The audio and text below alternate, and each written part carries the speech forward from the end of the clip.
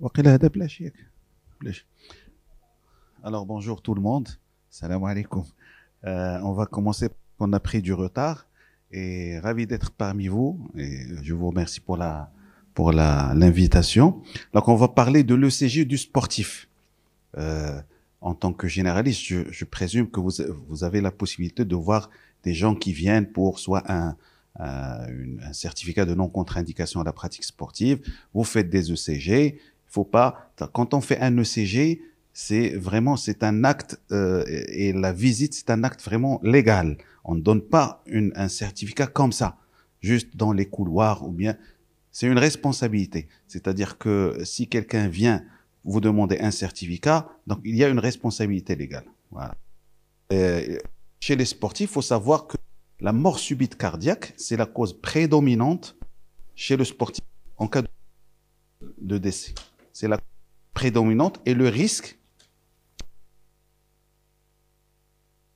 sédentaire. Regardez, عنده 2.5 يقد يدير موت مفاجئ في اكثر من عامه الناس. Donc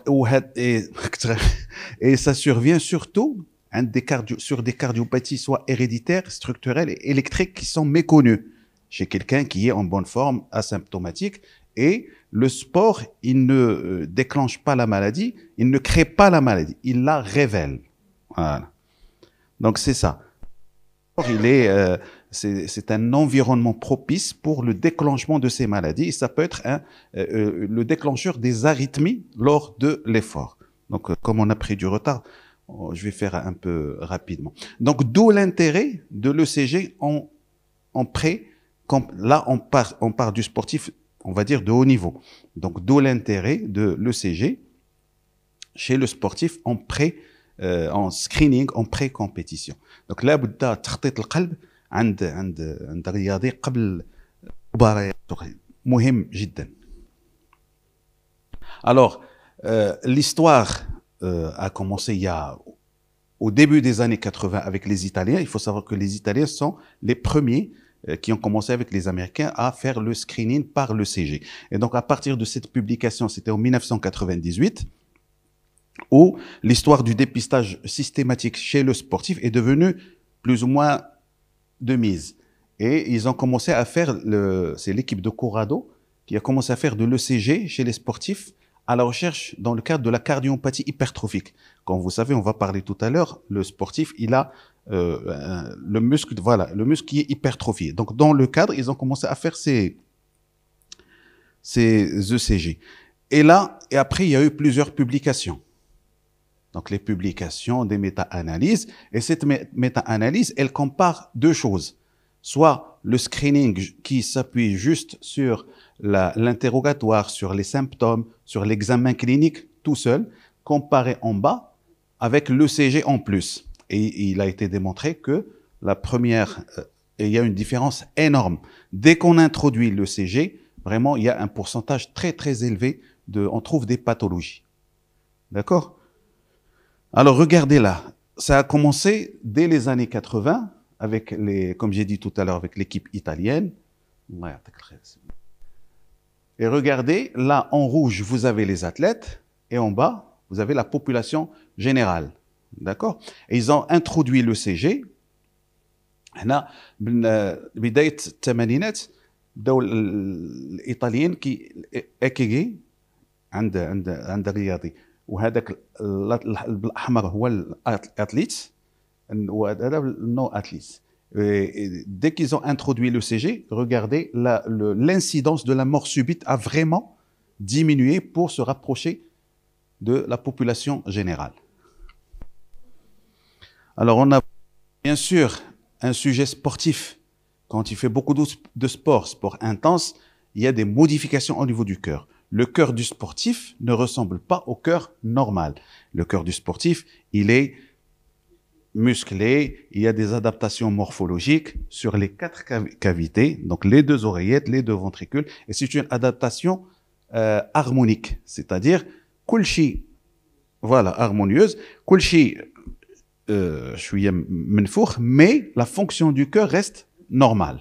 D'accord? Donc, ce qui donne des particularités électriques sur l'ECG qui sont des variantes de la normale. C'est-à-dire, si on les trouve chez le sportif, elles sont tout à fait normales. Par contre, si on les trouve chez quelqu'un qui est sédentaire, c'est pas normal. D'accord? C'est pour ça que vraiment, il faut les connaître. C'est-à-dire, quand vous faites un ECG, vous trouvez, on va voir ça en détail. Et si vous les trouvez, il n'y a pas de problème. D'accord? Il faut les connaître. Donc, l'interprétation, elle est très, très importante. Et regardez là, les recommandations ont changé depuis 2005. Depuis 2005, ils avaient dressé une liste, d'accord, d'anomalies qu'il faut chercher sur le CG. Et s'ils les trouvent, donc, voilà, ils classent ça. Mais il s'est avéré qu'il y avait beaucoup de faux positifs. Donc, après, les critères se sont affinés. Au fil des années, il y a eu les critères de Seattle en 2013, après 2014, jusqu'à 2017, c'est-à-dire la dernière mise à jour de 2017, qui était un consensus d'experts, et ces critères de 2017, ils ont été adoptés par les différentes sociétés savantes et aussi par la FIFA, la Fédération internationale de football. Elle a adopté ces critères. Donc, il y a trois grands volets. Donc, c'est en couleur. Feu rouge, feu vert, feu orange. Alors, tout ce qui est à droite, vert, ce sont les modifications physiologiques qui sont vraiment des... C'est English. فين هادشي؟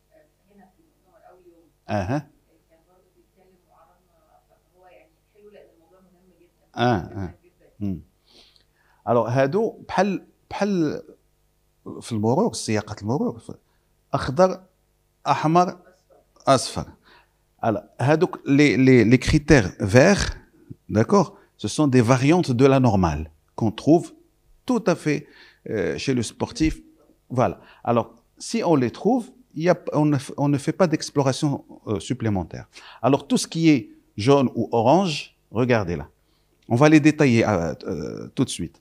Si on trouve une seule, pas de problème. Mais à partir de 2, il faut faire une exploration supplémentaire cardiaque. Alors, tout ce qui est rouge, là, ça bloque. Voilà, il faut vraiment faire des explorations.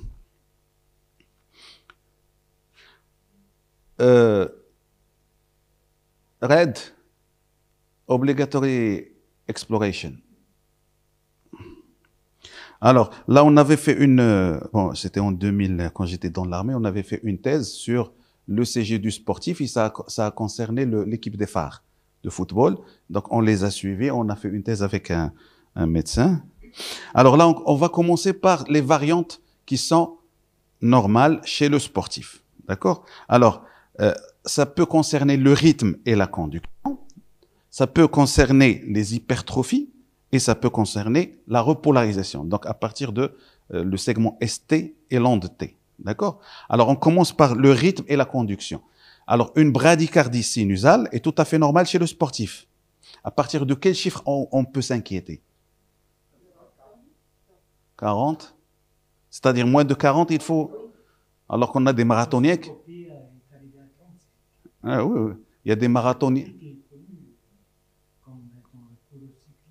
Les cyclistes, tous les sportifs endurants ont une fréquence cardiaque basse.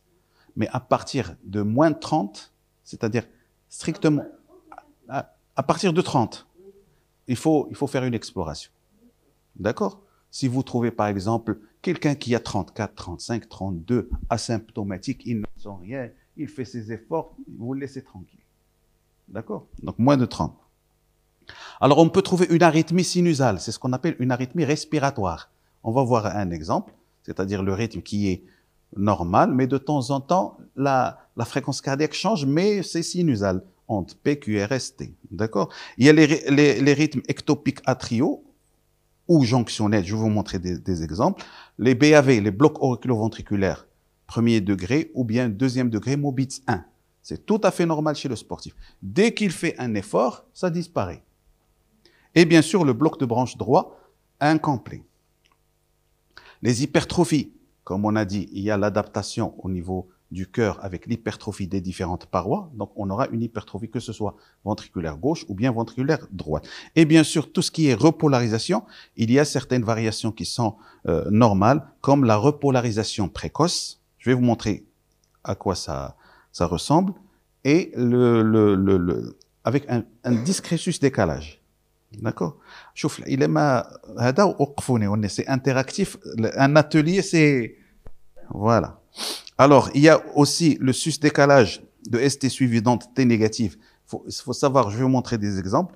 Les athlètes de race noire, ils ont des ondes T négatives et je vais vous montrer شنو هما اللي pathologiques ou شنو هما اللي qu'on peut accepter.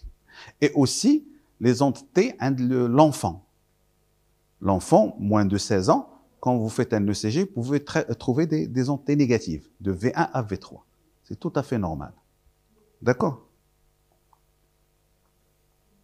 Alors là, si on se concentre sur cet ECG, le rythme, il est normal. Je cherche un des pointeurs, non? Il y a l'espace PR, QRS et T, mais il y a des ondes T bloquées ici avec un allongement du PR.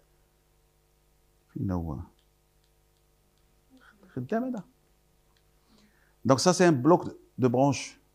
C'est un BAV, deuxième degré, Mobitz 1.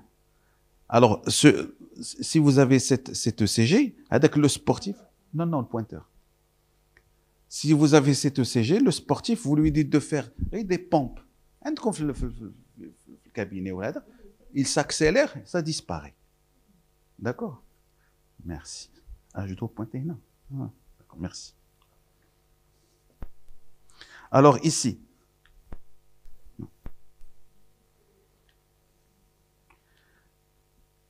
rapidement, régulier sinusal, en PQRST, c'est tout à fait normal, mais qu'est-ce qu'il y a?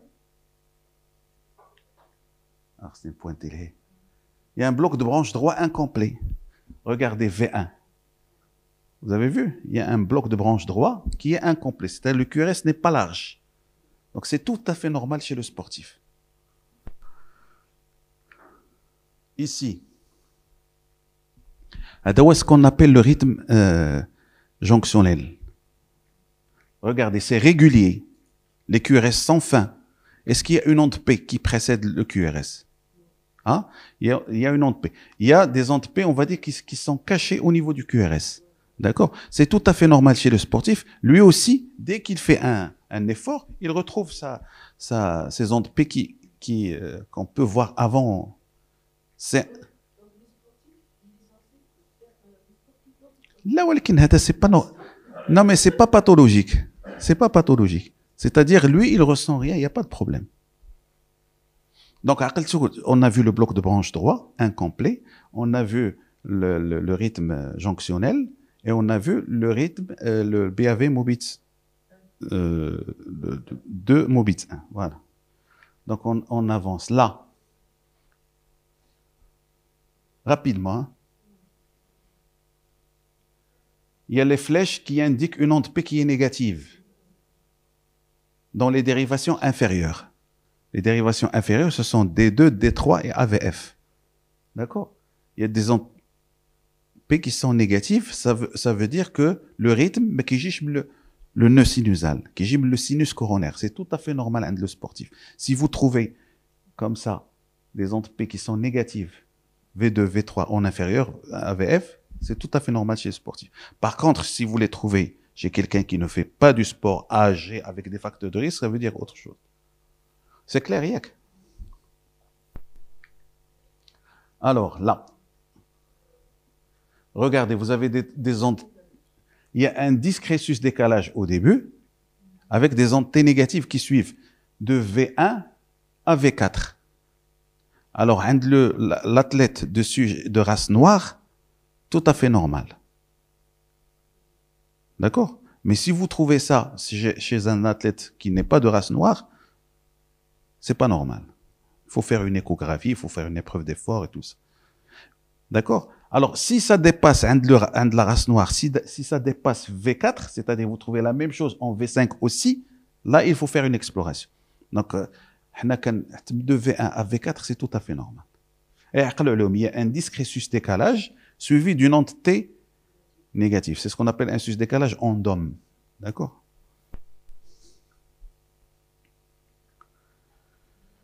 Et c'est un sus-décalage qui est convexe. Je vais vous montrer des exemples. انت ولد الوافي انت واه خويا فوتوكوبي تبارك الله oui oui oui c'est en rapport avec l'hypertrophie, d'accord, quand il y a une parce que la cardiomyopathie hypertrophique, le muscle il s'hypertrophie et c'est tout le muscle, d'accord, et là pour faire la différence entre la cardiomyopathie hypertrophique, c'est-à-dire l'hypertrophie du sportif à un certain niveau, avec la maladie qui est la cardiomyopathie hypertrophique, il y a d'autres critères qu'on cherche. D'accord? Mais c'est en rapport avec l'hypertrophie du muscle. Alors là,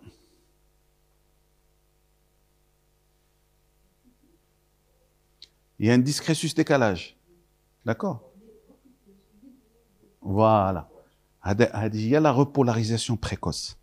D'accord? Qu'on retrouve, regardez, dans les dérivations inférieures, c'est-à-dire D2, D3, AVF, d'accord, il y a un discret sus-décalage et qu'on retrouve ici.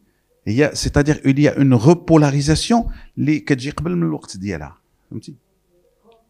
Voilà. Ça c'est la repolarisation précoce, c'est-à-dire راه بزاف ديال لي سوجي كتشوفها كتقول داري هذا راه il va faire un infarctus ولا كيخلع, alors que lui ما حاسب والو, jeune ما عنده لا facteur de risque لا والو. Avant, on nous envoyait beaucoup de troponine. Alors, c'est d'accord. Ça, c'est la repolarisation précoce. Alors, je fais donc les modifications de la variante de la normale, qui sont tout à fait normaux chez le sportif. Là, c'est des modifications qu'on appelle borderline. D'accord? Qu'on peut retrouver. Une seule, on ne fait aucun bilan, mais à partir de deux, je vais vous montrer un exemple. Donc, il y a les déviations axiales gauche et droite, et l'hypertrophie auriculaire gauche ou droite, et bloc de branche droit complet. D'accord? C'est-à-dire que si on trouve un bloc de branche droit complet seul, on ne fait rien. Par contre, vous allez voir tout à l'heure, si c'est un bloc de branche gauche complet, on fait. D'accord? Donc, bloc de branche droit complet, les hypertrophies auriculaire droite et gauche et les axes. Alors, je vais vous montrer un ECG, regardez là. Alors, vous vous concentrez très très bien pour voir. Donc là, on cherche ces anomalies. Est-ce qu'il y a une? Est-ce qu'il y a deux? Alors déjà, pour faire vite, il y a le bloc de branche droit. En V1. Et il y a une hypertrophie de pointeur.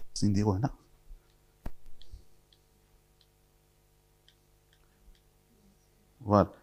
Et il y a cette hypertrophie. Une onde P qui est ample, et le bloc de branche droit. Donc, à partir de deux anomalies, il faut faire une exploration. Quand on dit exploration, Holter, épreuve d'effort et tout ça. Donc, CG, il vous montre déjà deux anomalies borderline à partir desquelles on fait une exploration. S'il y avait juste le bloc de branche droit seul ou bien juste l'hypertrophie, on ne fait rien. Parce que ça rentre dans le cadre des adaptations du cœur du sportif. Alors, on arrive aux modifications qui sont anormales chez le sportif. Si on les trouve, il faut faire une exploration.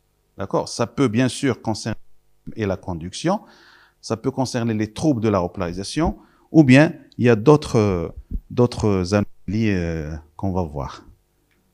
Alors là, j'ai dit tout à l'heure, des entités. Si on fait un ECG, même si le patient n'est pas sportif, d'accord? Il faut savoir que l'onde T peut être négative et considérée comme pathologique. Au niveau de quelle dérivation?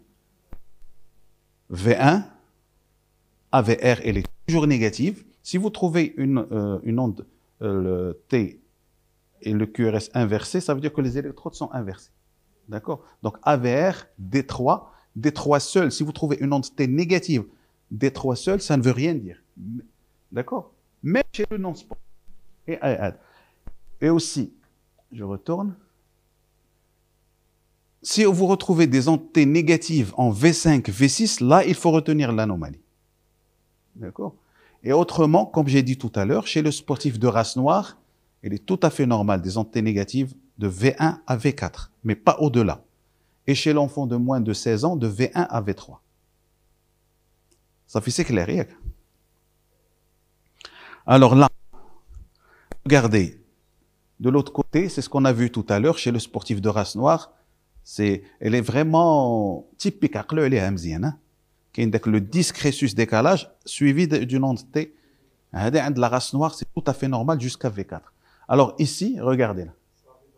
Voilà, c'est des entités négatives, mais c'est en antérieur étendu, donc de V1 à V6. Donc c'est pathologique. Ici,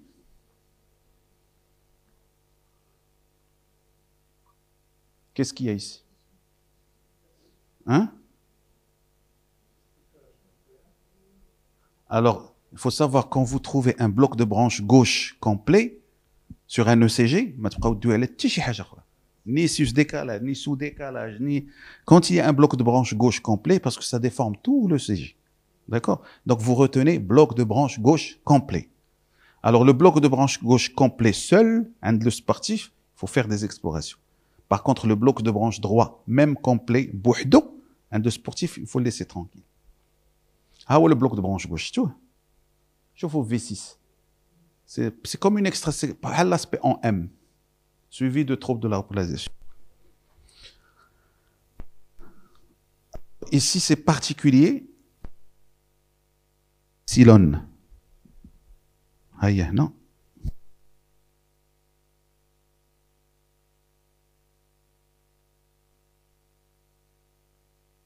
Atlante epsilon qu'on trouve dans la dysplasie arythmogène du ventricule droit. C'est une maladie vraiment qu'il ne faut pas passer à côté, surtout chez le sportif, parce que ça donne des arrêts cardiaques en plein sport. Hein. Alors ici,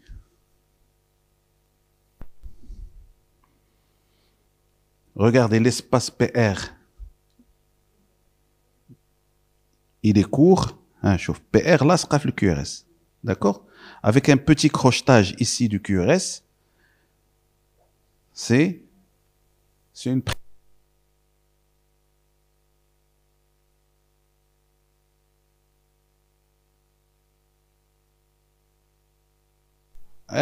c'est la préexcitation. C'est-à-dire que l'influx, il passe par un circuit court. D'accord? Il évite le circuit normal, mais il est difficile. Si le patient fait, par exemple, une tachycardie très, très importante ou bien une fibrillation auriculaire très importante, et si ça passe à travers ce circuit qui est court, ça peut donner une fibrillation ventriculaire. D'accord? Donc, c'est une préexcitation ventriculaire. C'est un syndrome de Wolff-Parkinson-White. Si vous trouvez ça chez le sportif asymptomatique, pas de sport, il faut faire une exploration électrophysiologique, même s'il est asymptomatique. Parce qu'il y a des circuits courts, des préexcitations qui sont bénignes. Il faut faire l'exploration. C'est clair? Alors, ici,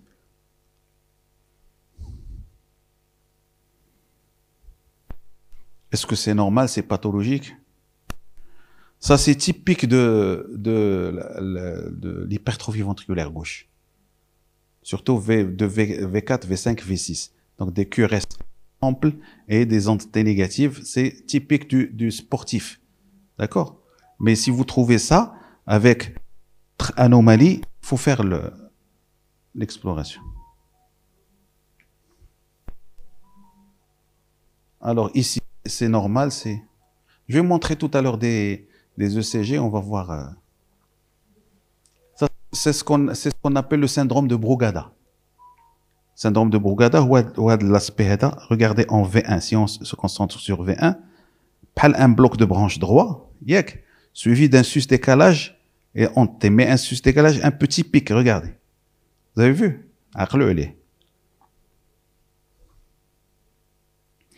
Alors, il y a un certain piège. Il y a aussi le syndrome du QT lent, c'est-à-dire on calcule la distance l'onde P à la fin de l'onde T. Mais des fois, on a cette onde U. D'accord? Par exemple, les 10 Kaliemi, on peut trouver une onde U. Et pour calculer le QT, regardez, on fait une... Vous avez vu? Parce que c'est une mesure qui peut être source de confusion. Et on calcule cet aspect.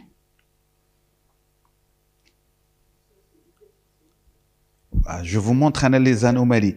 Sauf que pour ne pas passer à côté d'un truc qui peut donner un problème de sportif. Parce que des fois, on comprend pas quelqu'un qui est en bonne santé. Parce que le sportif, normalement, pour tout le monde, c'est quelqu'un qui n'a pas de problème de santé. Mais on peut trouver des anomalies, comme j'ai dit tout à l'heure, soit héréditaires, structurelles ou électriques, qui peuvent passer inaperçues.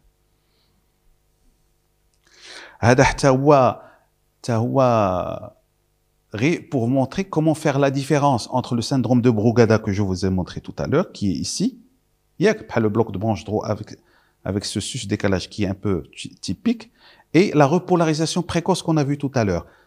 D'accord? Alors, pour faire la différence, on fait regardez, une droite à travers le point J, et on s'éloigne de 80 millisecondes, on fait une autre droite. Alors, le rapport des deux, le Brugada, il dépasse 1. Par contre, la repolarisation précoce, il est moins de 1. C'est vrai, c'est spécialisé aussi, mais il faut garder à l'esprit tout ça. Hein, juste pour faire la différence entre le syndrome de Brugada et la repolarisation précoce. Là, ce sont des ondes T négatives en inférieur, donc il faut faire une exploration. Et là,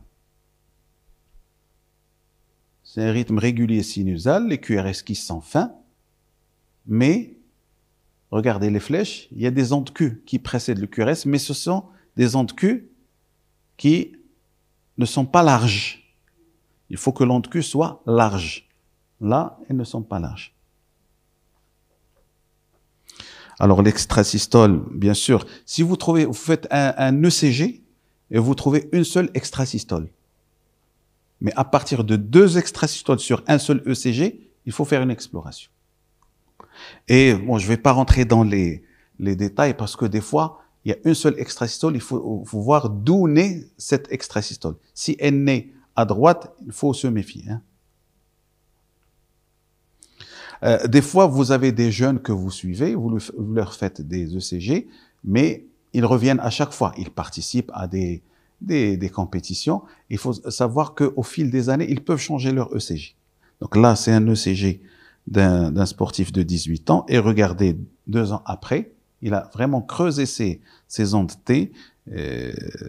C'est-à-dire que vraiment, c'est pas la peine de le voir juste une seule fois et vous le laissez, ça y est. Non, il faut s'il fait de la compétition, il revient il faut à chaque année, parce que la durée de validité c'est 1 année. Voilà. Si ça dépasse 1 année, il faut refaire. Oui, bien sûr. Je vais vous montrer des exemples.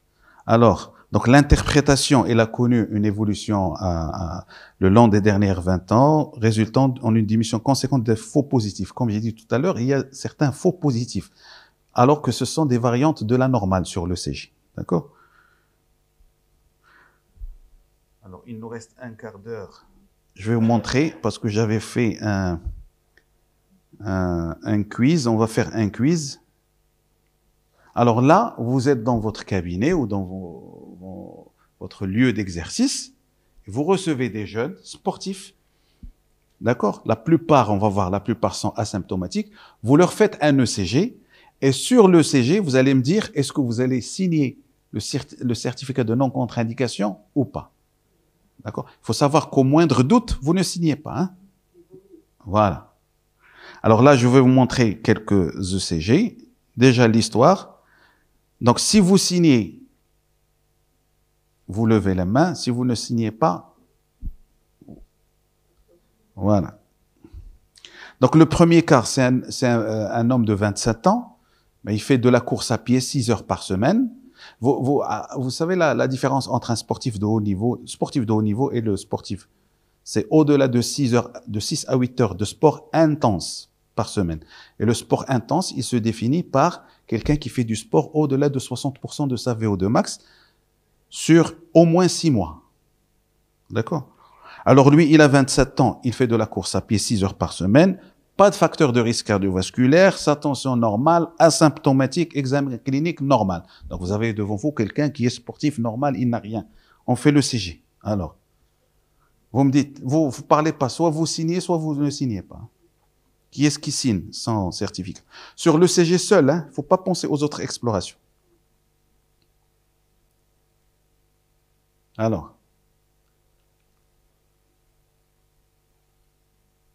ouais.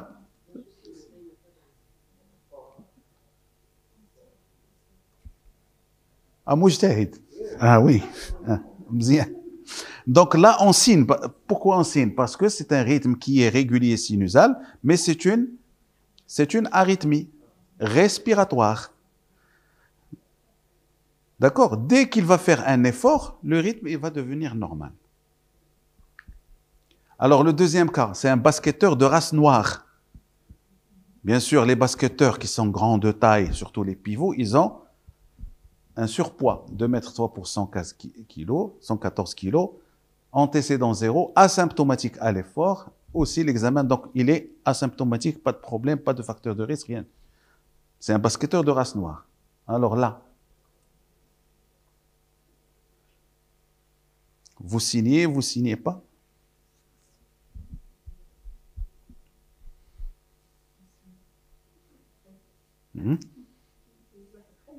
Voilà.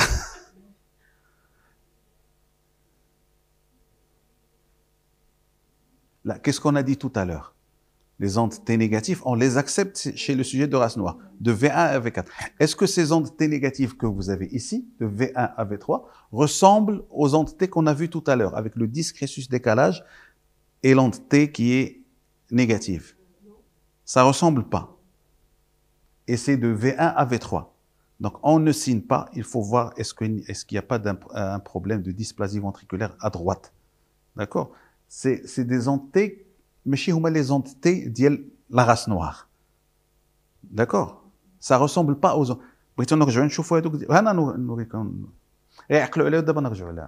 Alors, 49 ans, semi-marathon, il a une notion de souffle ancien au foyer aortique. Sauf quelqu'un, un cardiologue l'a ausculté, il lui a dit que vous avez un souffle d'insuffisance aortique. Il y a 10 ou 15 ans. Actuellement asymptomatique à l'effort, examen normal avec une tension 13,55. C'est-à-dire, il y a une différentielle qui est un peu élevée. D'accord. Alors, son ECG. Alors, quand on a une insuffisance aortique, chez quelqu'un, généralement, on a des signes de surcharge, le CG. Ici, il n'y a pas de signe de surcharge, c'est-à-dire il n'y a pas d'hypertrophie, il n'y a rien du tout. C'est un ECG normal. Normal. Quand vous l'avez ausculté, vous n'avez pas entendu de souffle, alors qu'il y a 10 ans, souffle. Est-ce que vous allez signer chez ce patient-là? Non. Qui vont nous aider à prendre la décision. C'est vrai qu'il y a cette différentielle de la tension qui n'est pas très très importante, on va dire 13,6, 13,55, d'accord? Il y a la notion du souffle d'insuffisance aortique, il n'y a pas le CG est tout à fait normal, il n'y a rien. Moi je signe. علاش؟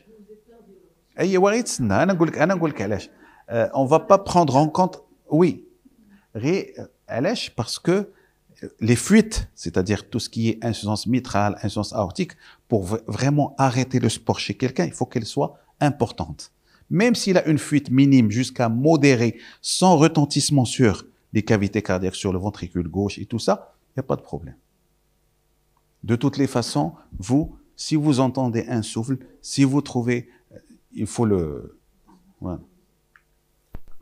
Alors, 25 ans, handballeur, asymptomatique, tension normale, examen clinique normal.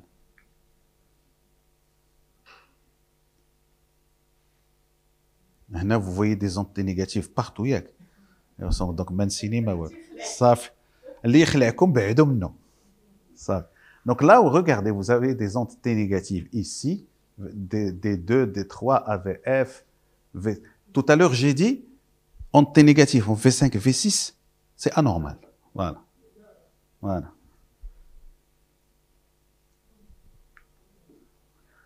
Alors, 40 ans, course à pied en compétition, pas de facteur de risque, histoire familiale zéro.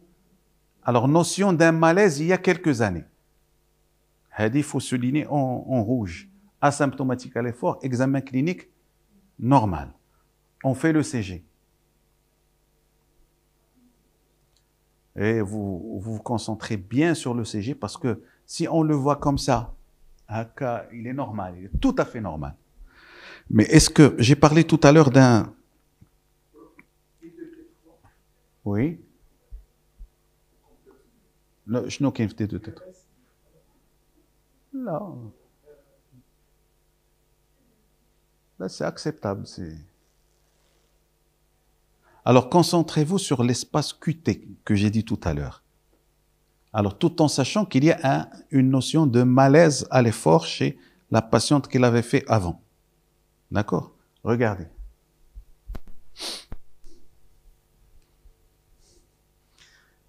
À la distance, le début de l'onde P, je te vois, jusqu'à la fin de l'onde Q, elle est allongée. C'est ce qu'on appelle le syndrome du QT long. L'espace, même l'onde Q, c'est le T, la fin de l'onde T.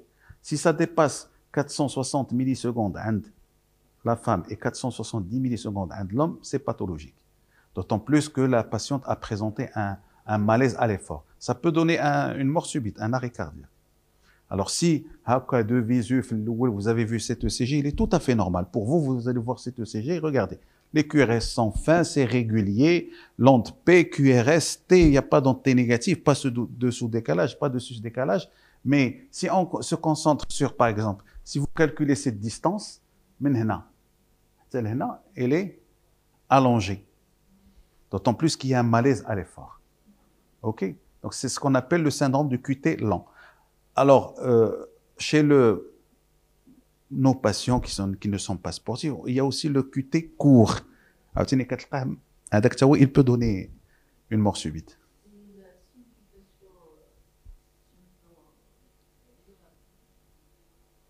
Non, sur le plan électrique surtout. C'est un problème. Ben ça veut dire que ça peut être le siège de départ d'un trouble du rythme. C'est électrique, c'est pas le muscle. Voilà. Alors, 32 ans, futsal. C'est un footballeur futsal ديال المغرب هذا. D'abord, il joue plus. Mais il a fini sa carrière.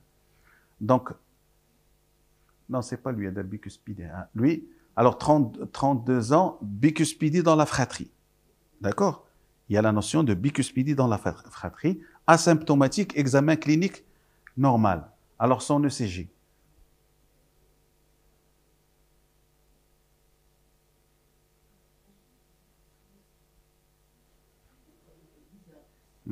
Là, c'est vrai qu'il y a un bloc de branche droit ici.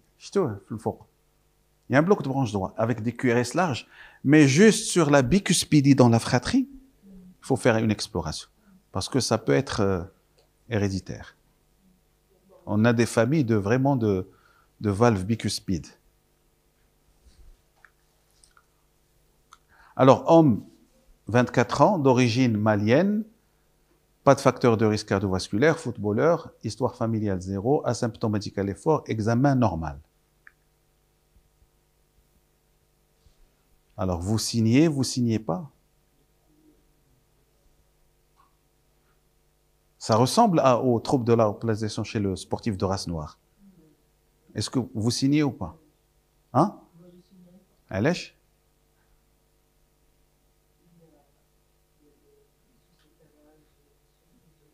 Non, mais on a dit tout à l'heure qu'il y a un... Hein? Voilà. Si c'était jusqu'à V4 ici,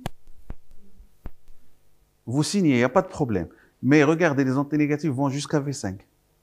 Donc, c'est pas le fait que vous avez dit comme quoi il y a un sus-décalage. Le sus-décalage y est, avec des troubles de la repolarisation qui sont secondaires, Mais race noire jusqu'à V4, ça ne ressemble pas aux ondes T négatives que je vous ai. Diel V5. Et va jusqu'à même V, on va dire V6. Voilà. Donc là, vous ne signez pas. Hein. Alors, 33 ans, cycliste, 10 heures par semaine. C'est beaucoup 10 heures par semaine. Hein. Facteur de risque, 0. Histoire familiale, 0. Asymptomatique, examen clinique, normal. Alors, ici.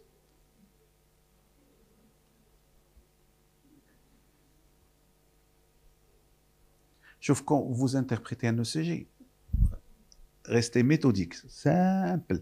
PQRST. PQRST, le rythme, est-ce qu'il est normal? Est-ce qu'il est régulier? Est-ce qu'il est irrégulier? Ou tu vois les ondes comment ils sont? Ou tu vois l'espace? Est-ce qu'il y a un sous de ST? Est-ce qu'il y a un sous-décalage ou là, un sus-décalage? Alors déjà, le mot échappement, c'est bien. Ça veut dire qu'il y a un bloc auriculo-ventriculaire. Et je termine tout de suite.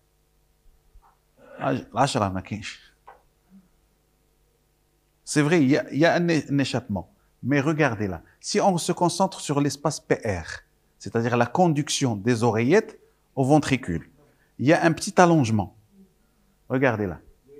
Voilà, regardez par exemple, chauffe D2. L'espace PR, il s'est allongé. Et après, il y a une onde P qui ne le conduit pas. Ça s'est bloqué. Ça veut dire que c'est un bloc auriculo-ventriculaire deuxième degré, Mobitz 1. Alors, s'il n'y avait pas, c'est-à-dire si on avait ces ondes P bloquées, sans allongement du PR, l'allongement du PR, et l'onde P bloquée, c'est un Mobitz 2. Là, il faut pas faire de... D'accord? Là, on signe, il n'y a pas de problème. Alors, le 9e cas, 38 ans, c'est un judoka 6 heures par semaine, pas de facteur de risque, histoire familiale 0, examen clinique 0. Et il a cet ECG. Alors, vous vous concentrez. Comme ça, de visu, c'est un ECG tout à fait normal. Mais essayez de trouver quelque chose qui peut plus ou moins contre-indiquer la pratique, mais pas totalement. Hein.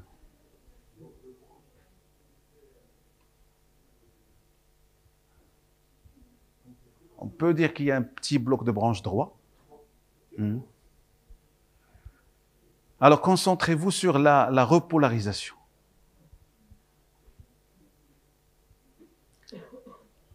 Il y a un petit sus-décalage. Voilà, avec une onde T-ample, il y a la repolarisation précoce. D'accord? Chez le sportif, pas de problème. Ces repolarisations, regardez, il y a un petit décalage ici. Non. D'accord? Avec des ondes T-amples, la repolarisation précoce. Vous entendez repolarisation précoce, ça fait peur. Mais chez le sportif de haut niveau, asymptomatique, pas de problème.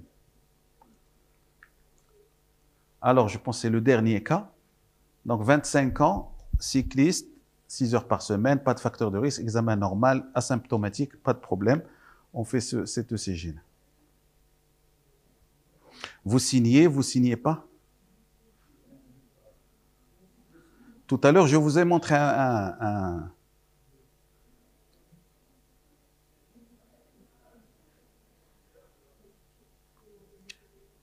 Faut pas avoir peur de l'ECG. Hein. ECG, il vous reste 20 secondes. Yeah. Chauffe, regardez V1 jusqu'à V3. Il y a un discret sus-décalage qui est un peu particulier. C'est le Brugada que je vous ai montré tout à l'heure. Un Brugada, voilà, elle est un peu particulière. D'accord?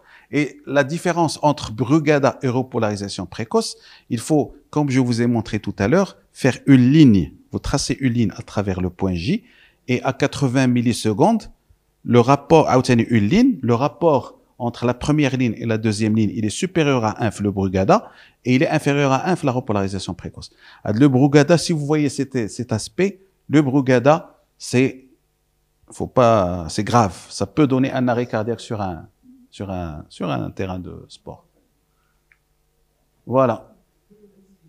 Donc, on s'est rattrapé, il est 10 heures.